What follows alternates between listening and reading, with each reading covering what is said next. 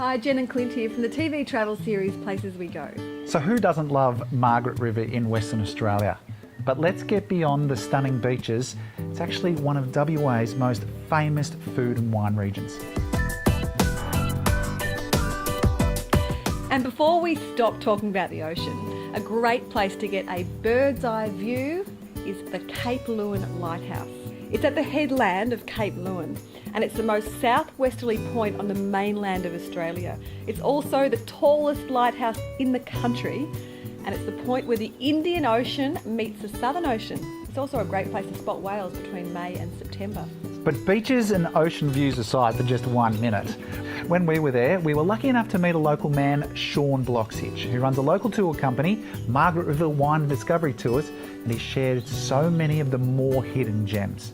Our day started by taking a walk through the national and state forests that are very close to town and home to some beautiful wildflowers, and where some incredible manuka honey is made.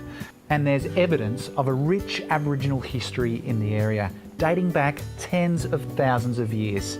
And the food would have been plentiful being on the coast. And you cannot go to Margaret River without sampling the world-renowned wines. I think there's something like 215, and so many of them are award-winning. And one of our favourites was Leeuwin Estate. The art series Chardonnay. Do you remember that? Absolutely divine. It was. And then we made our way to the award-winning Fraser Gallop Estate for a wonderful afternoon, walking through the vines with the winemaker, and it was followed up by a perfect lunch of tapas and wine in the cellar. I think that was actually a special day organised through Sean. And we've got to mention the great cafes and delis we discovered. Clearly the locals have a love of the good life down there. And we kicked off our days with a coffee and some local goodies, much of the produce from the area, as I loved the olives. And another afternoon we really loved was paddling on Margaret River itself.